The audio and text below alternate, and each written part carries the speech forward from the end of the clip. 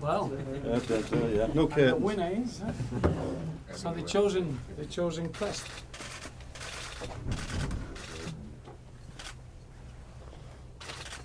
You already got it there. Thank you very much.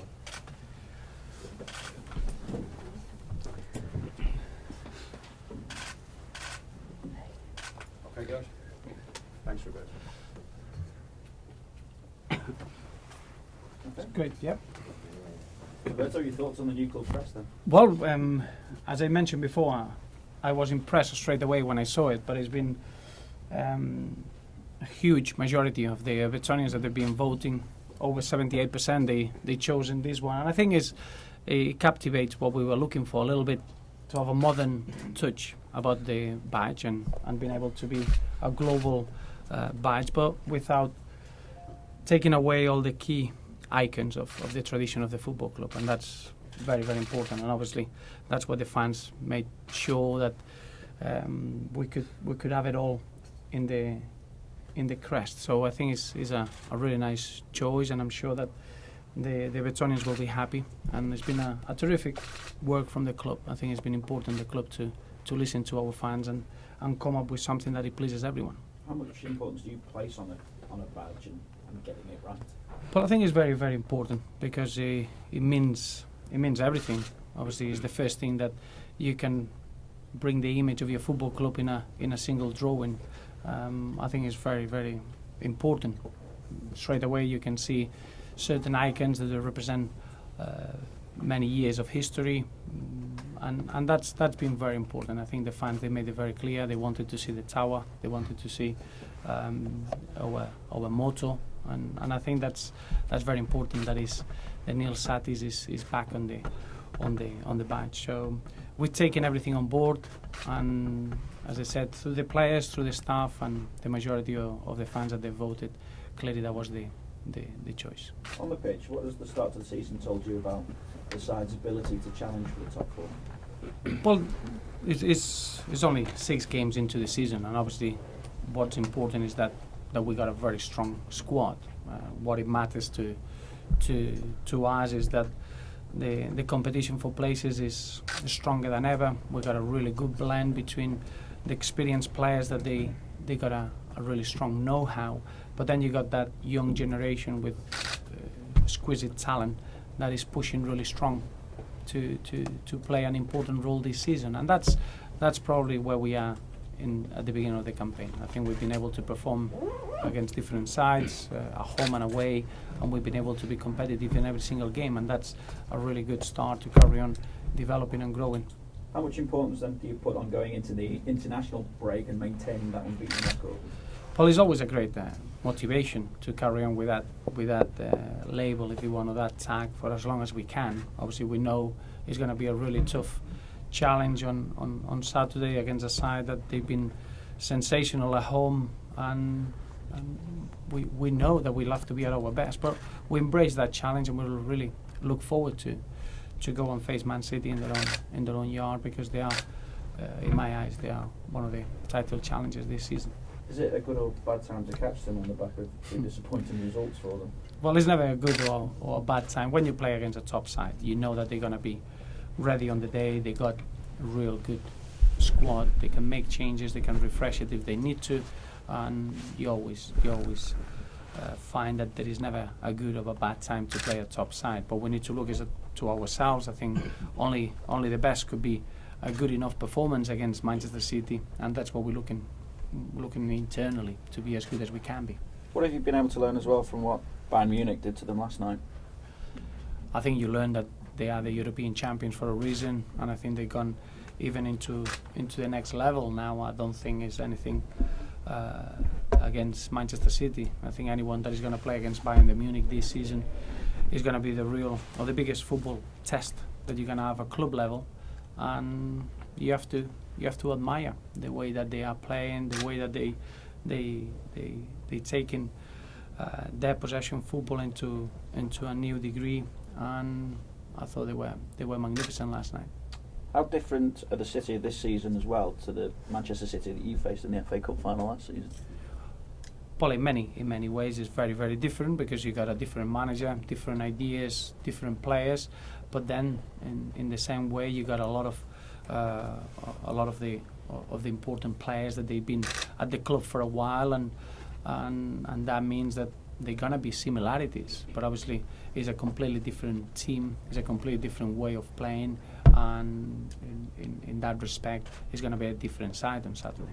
How much attention as well do you pay to Everton's recent record against Manchester City? It is pretty impressive. It is, and I think the games have been always close, very competitive. I think our record at the Etihad is very, very good, really impressive in the last few fixtures, and that's something that, from the mental point of view and the mentality that we're going to bring, is going to be the right one.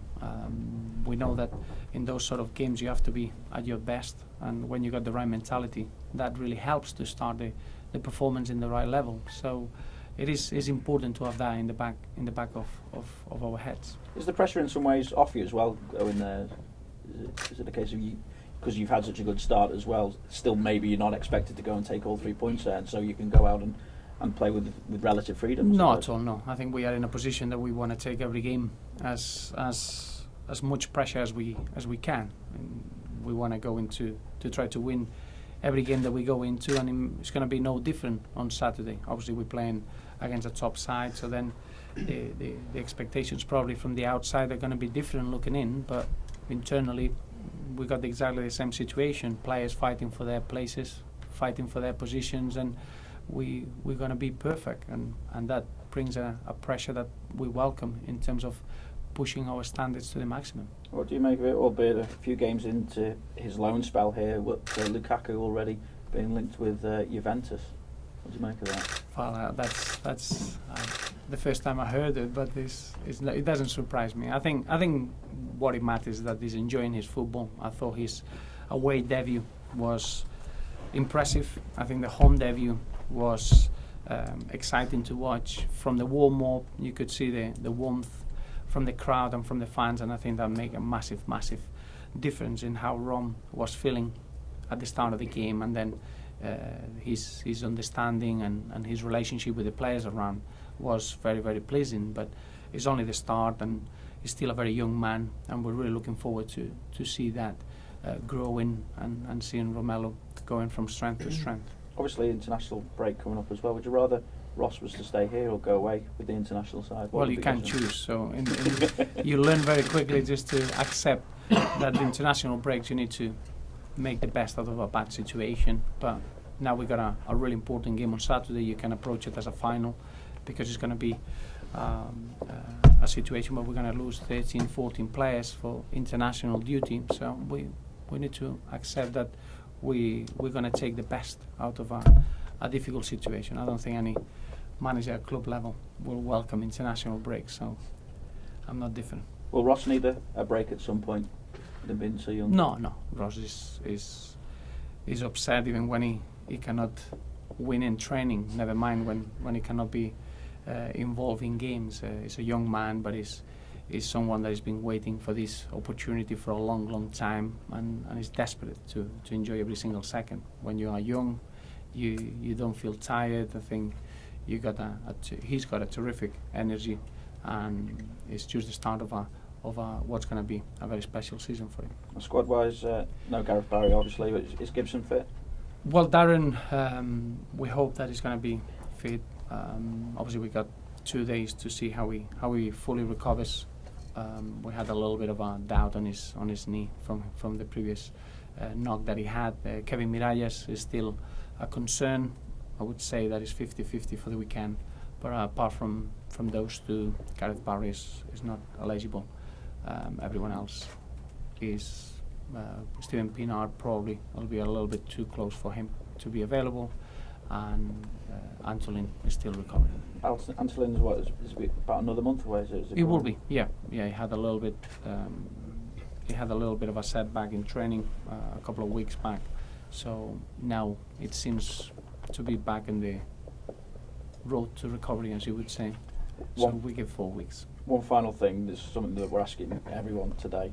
Why do you think more goals have been scored direct from free kicks this season? The stat is 1 every 5.5 games, as opposed to one every 12.3 last season? Well, I know the stats are there to be argued, and I would say that probably the quality of the free kick takers is better or is bigger. You will have to check where the positions of the direct free kicks have been. I do feel that the league has been really open at the start of this season for whatever reason. There's been a real focus on the attacking play, and probably you get better positions to take those free kicks, and is a little bit of advantage to the taker. But in general, I think the quality of the players take that into their makeup, and it's a real strength. Plus Leighton Baines it too in one game. Well, he's the master at it, isn't he? Roberto, how much will the absence of Gareth Barry affect your game plan going to City? Well, I was always aware that that would be the case, so we need to accept that that's going to be a period where Gareth can recover and he can have a bit of a breather and just get ready for the next game. What it matters is not what you're going to miss with Gareth, it's the opposite, is what he's been bringing already, and the influence that he had in the dressing room, the influence that he had in the games, and how excited we are to have him for the rest of the season. So on Saturday it's going to be a great opportunity for someone else, and I think as a team you welcome those opportunities. Have you had to change your thinking at all though with him missing, because he's been a pretty vital part of what you've been doing in the midfield area since he came here? He has, but obviously I think we got other footballers or other players that they can come in and do a very important job for the side. I think we've got enough experience to do that, but obviously Gareth has been really influential, and it seems that he's been at Everton for a long time. That's how comfortable he looks with the team. But I'm really excited about seeing who can come in and take that opportunity and show the competition that we have for places, that's probably the strength of our squad, and that's where we're going to be measured over the course of 10 months competition, how good we can be. As you sit here now, unbeaten and in the top four, has it gone even better than you imagined this start at Everton? Well, I know that it's been a lot of talk because we had a couple of 3 wins at the back, but the first 3 games we were very, very disappointed with the amount of points that we got, and the performances were outstanding, really, and they were good enough to get the 6 or the 9 points at that time. So we dropped 6 points in that period. So if you look at it overall, I'm really, really pleased with the attitude of the players, the manner that we got a real winning mentality in the dressing room, and the way that we approach the games. But I think it's too early to assess any sort of a reward in terms of the points, because only 6 games is only giving you a good start, but if anything, it's just set good standards for the rest of the season. Did you know you were capable of having this sort of record though after 6 games when you first arrived, looking at the players and what you managed to do in the transfer market as well?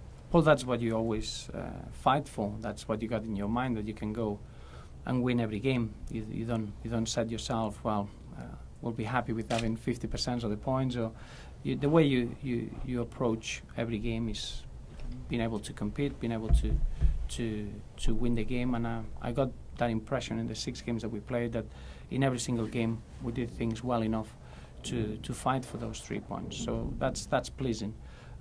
But as I say, you need to look forward. You can just look back at the 6 games.